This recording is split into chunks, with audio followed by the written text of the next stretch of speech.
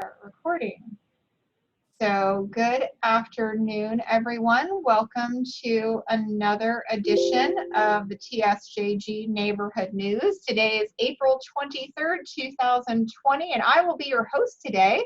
I'm Jessica Lopez, your Executive Director, and we are recording this to put this on Zoom. We are aware that the last Zoom recording had me speaking a little funny towards the end, and that was something with the Zoom technology, so we will just pray that the Zoom gods are with us and that this recording goes well today.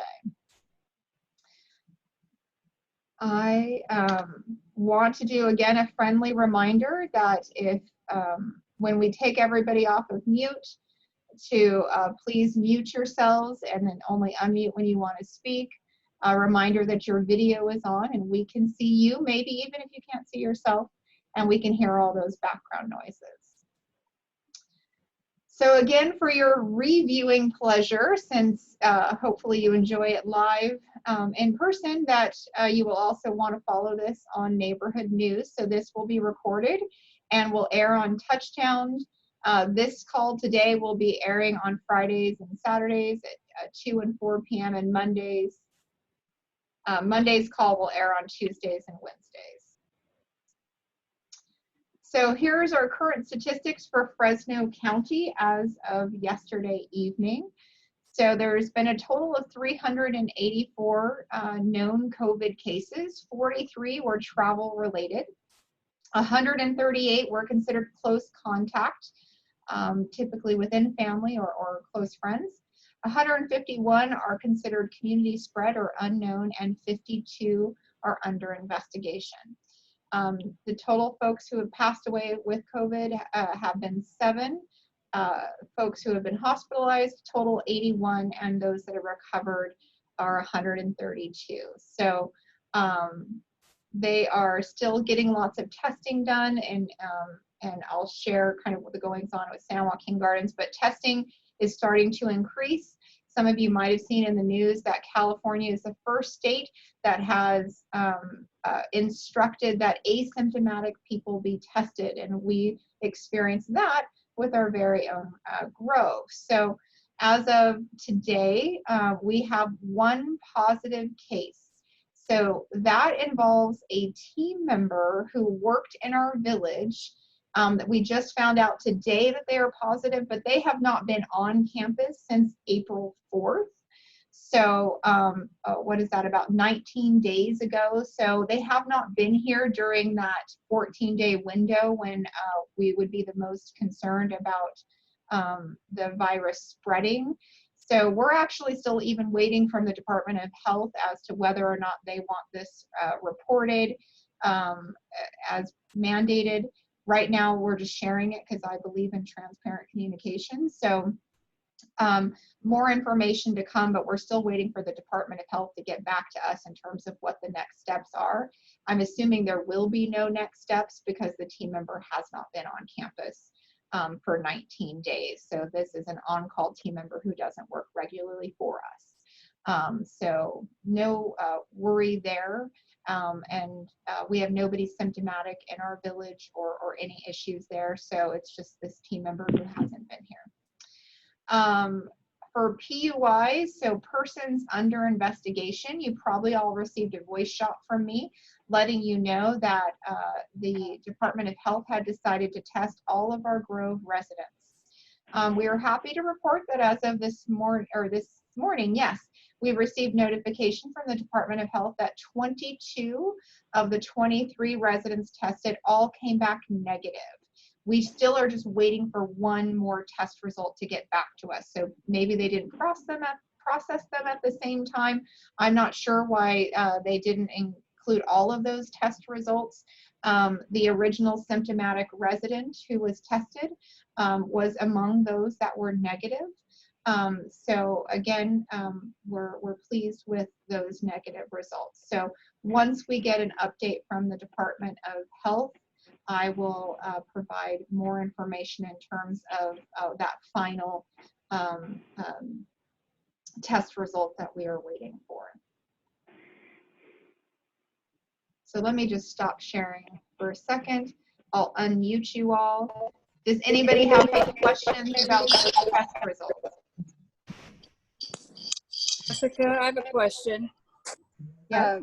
You were concerned, was it 2 or 3 weeks ago, when you had one PUI that came back then negative, and it was sort of back and forth, and I know you were very concerned. Were you ever, or will you ever be able to find out, was it misdiagnosed in the beginning, or was it an error on the part of the lab results? Well, you know, I don't think we'll ever quite get to the bottom of it. The reality is we had 3 negative tests and 1 positive test on that same individual. So it's really hard to say what occurred. I don't believe, I believe it might have been a false positive, but there's no really way for us to know. Any other questions? So again, just the 1 team member who hasn't been here since the 4th of April, and then we're still just waiting on 1 test result. So we're doing okay, and we'll keep you up to date on this information as we learn more. All right, I'm going to go ahead and mute everyone and go back to the presentation. All right. Our sales team is still working hard, making those phone calls, keeping our leads engaged. We have some really great cards that are going to be going out to the prospective residents that say, you know, with the soap, I'm sorry you had to wash your hands to open this. I promise I didn't lick the envelope. The roll of toilet paper, some see it as half empty, some see it as half full. So we're still trying to find new ways to stay engaged with our leads, so that once we get up and running and we can provide tours on campus, that we can reignite that financial engine that is so important to all of us here at San Joaquin Gardens. So a big shout out and thank you to our sales team members for their creativity in sending cards and flowers and care packages to our prospective residents who are at home that are wanting and hoping to move into San Joaquin Gardens in the near future. Also wanted to let you know that our Aloha Friday has been pushed back to Friday, May 8th. So we were originally going to be doing this on May 1st, but now this will be May 8th. Team members will be going around the campus serving tropical concoctions. The meals that day will all be themed around Hawaii. And we would encourage you to grab your favorite luau attire, grab a drink, do the hula on your porch or balcony, and as a fun way to say hello and engage with your neighbors.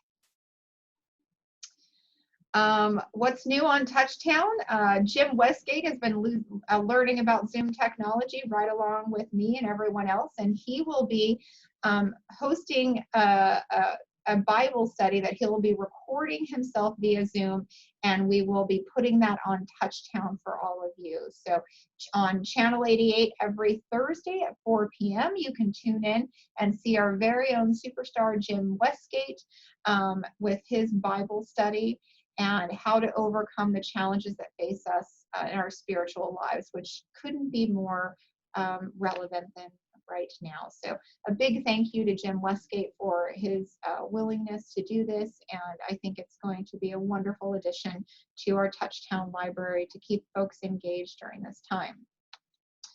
We also have comedy nights being shown, so every Thursday at 6 p.m. you can have a good laugh and enjoy some fun jokes. So that will be 6 p.m. on Thursdays on Touchtown if you want to tune into Channel 88. Singing together on Sundays. So starting this Sunday at 9:15 a.m. you can tune into Channel 88 and follow along with the words to some hymns. In the first Tuscany circle near the laundry and ceramics room, Nancy Fuller will be playing her keyboard as a few residents will gather to sing. They will be staying at a safe 6 foot apart distance, wearing their masks. But if you would like to come, put your mask on and you can come watch or participate in that. COVID-19 has mandated a new way to celebrate birthdays at TSJG. So this is some team members going around singing happy birthday to our residents. Not sure why Nancy's in a hard hat there, but we are trying to find new and fun ways to make sure everybody feels celebrated during this time. And we also are going to be bringing back the birthday bunch luncheons with Jessica, and stay tuned for more information about that. We will be hosting them via Zoom and having special meals for all of our birthdays. And before you ask me, yes, we will be going back and making up for those March birthday babies who didn't get a celebration, and make sure April gets one as well. So want to make sure that we're honoring all of our residents during this time and celebrating that very special day that happens only once a year. What's going on in our dining department? First and foremost, we wanted to let you know that Chef Mike Shackelford has given notice for his position as chef at TSJG. His last scheduled day will be May 2nd. Anna Garrett, who you might all remember, has worked at San Joaquin Gardens several times in the past. She's a reserve manager from Morrison Community Living, is currently here preparing for his departure. And Tom Smith, support chef from Morrison, will be here starting the 27th to fill in for Chef Mike during his absence as we recruit for his replacement. Starting today, you all had a new delivery system. So now we are delivering lunch meals from 11 a.m. to 1:30 p.m., dinner from 3:30 to 5:30 p.m. The genesis behind this is try to get the food plated and served and made for you closer to the time that we're delivering it, so that we're not having food sit in your refrigerators for several hours before consumption, when obviously it would lack its appeal at that time as it sits. So we hope that this new system works better for you. We are still working the kinks out. Some residents today who normally would get all their meals at lunchtime and are only ordering dinner were looking for their dinner at lunchtime. So again, if you want both meals served to you, just let us know, but these are our new delivery times. Some of you had asked for your dining point statements. And now that we are not dining in our restaurants together and your servers can't give you your checkout receipt that tells you how many points you have left for the month, so you have asked, how do I know how many points I have left? So starting this Saturday, all of our residential living residents will receive a dining point statement showing your current balance, and we will be sending those out every 2 weeks, I believe, thereafter. Interesting fact for you all, there is a pork shortage in the United States. You know, as if, you know, now I have to give up bacon. This is the hardest thing that's happened to me as of late. But we may have to be doing substitutes for alternative products when pork is on the menu. And what a better substitute for pork than cake. So we may be mourning the loss of our pork due to the shortage, but we do have cake coming back. We're bringing back different kinds of cakes for desserts. And we will hopefully get our packaging issues resolved so that all of you get some of your favorite sweet treats from your dining table, because we want to make sure everybody is getting their proper nutrition of cake during this time of COVID. Your monthly billing statements will be placed in your message boxes tomorrow, the 24th. If you want your statement to be delivered, call 430-8216 and let us know, and one of our team members will run that out to you. If you are off campus when monthly statements are distributed, your statement can be delivered through the U.S. Postal Service. While we're talking about the U.S. mail, I've had many of you ask, and I'm not sure if this is coming up in a future slide, about why the postman is not wearing a mask. And the answer is that he is not our employee. He is an employee of the federal government, and we do not have the right to mandate what he does on our campus. In fact, other communities within Human Good had requested their postman wear a a mask while performing their duties. And the response from the U.S. Postal Service was, no, he will not wear a mask. And if you do not want him on your campus, we understand. We will therefore not be delivering mail to individual addresses, but will drop off a bulk mail shipment, and your team can then distribute the mail. And obviously, we don't have the bandwidth to be delivering to all of these addresses. So we unfortunately don't have the option of mandating that for our postman. So that's an interesting fact. And we have one postman that's whole job is actually dedicated to San Joaquin Gardens. So he spends his entire day delivering to all of the addresses here on campus. So we have asked for him to maintain social distancing, and he does participate in the screening process at the tent, but is not wearing a mask at this time. We have completed the remodels of our assisted living apartments to allow for better access to the bathrooms. And in fact, we have several residents from residential living who will be relocating to assisted living in the coming month. We also have installed touchless faucets in most of the common areas. This is something that had been asked for some time. They work wonderfully. You simply put your hands underneath, they automatically will start and stop. And they flow very nicely and actually stick out a little further from the sink, so it's actually easier to wash your hands with this new faucet model. So a big thank you to Brian and his team for getting that done for us. Hopefully some of you have been taking walks on these beautiful spring days and enjoying all of the flowers and the gardens all around San Joaquin. And these are our new planters that we put in place by the, what is that called? The Pertigo, right in front of Valencia. We put beautiful rose bushes up, and they look quite lovely. So if you haven't been by, now is the time to take a walk, and they smell amazing. So come take a gander. You also might have seen our team happily working on and around our campus, doing window washing and pressure washing. Hopefully not pressure washing all of our artwork away that we've done with our chalk art. But again, we want to keep our grounds looking as beautiful as possible for your walks. Keep your windows clean and so that you have beautiful views wherever you go on campus during this time. So a big thank you to that whole team for their hard work.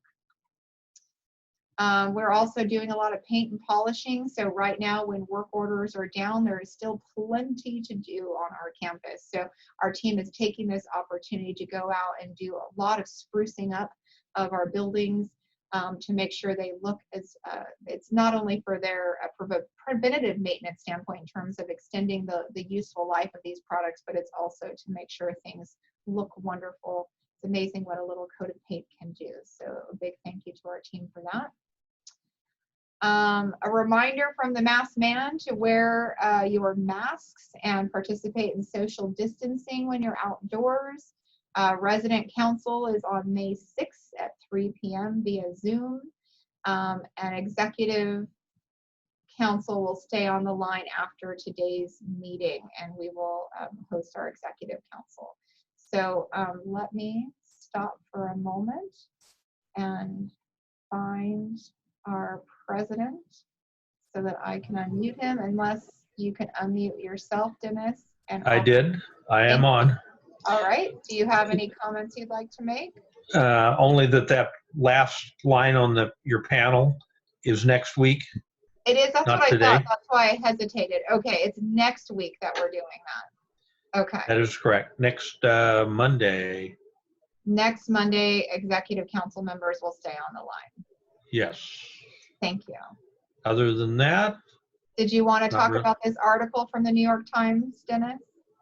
Not really, because it's so detailed and it's pretty extensive. I suggested to Michelle that there were things she might want to put in the next neighborhood news or sometime in the future. Yeah, it was a good article about, can the virus live on clothes, shoes, hair?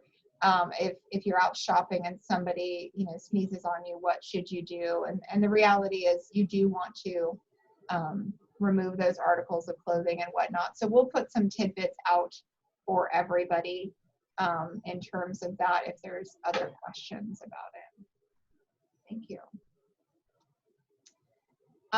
So let's talk about some good things that are happening on or around the campus. So some artwork in the lodges that are being done there. So honoring our wonderful masked team members and all that they do. Hopefully all of you have had the opportunity to see the chalk art throughout campus. So I will go out later today and put mine out. I had no idea we had such talented team members on campus. So if you haven't taken a walk, again, now is the perfect time between the flowers and the chalk art. Things are looking quite beautiful. So we've had different team members come and offer their talents and sayings on the chalk, on the sidewalks throughout the campus. Just a fun little way of spreading some cheer and joy. They're a good group of folks. So we want to make sure that whatever we can do to share happiness and love and good vibes during this time. Also, some fun, we should do a scavenger hunt. And so the flower, where am I blooming?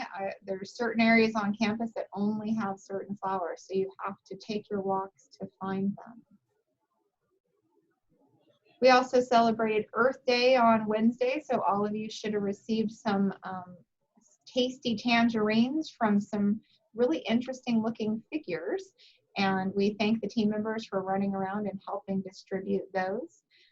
It was actually Valerie and her nursing team, her wellness team's idea to dress up for Earth Day. So each of them did their take on Earth Day, and they had a great time doing that for everyone. So there you see our wonderful nurse Carol is the sun in the clouds. That is good for Patty because she is a busy bee. So they are quite the characters, but it's good to see our team having fun. And those two in particular have been quite busy responding to all of the apartment calls for all of you. So we thank them for their hard work. We've also had some visitors to our campus. So I don't know how they got past the screening tent, but they got here. And so we've had some friendly ducks that have decided to make San Joaquin Gardens their home. In fact, some of you have said we need to put a pond in for them. But they have been routinely coming back to campus. So keep an eye out during your walks because you might hear some quacks, and that's not a team member being silly. That is in fact our two resident ducks who have decided to make San Joaquin Gardens their home.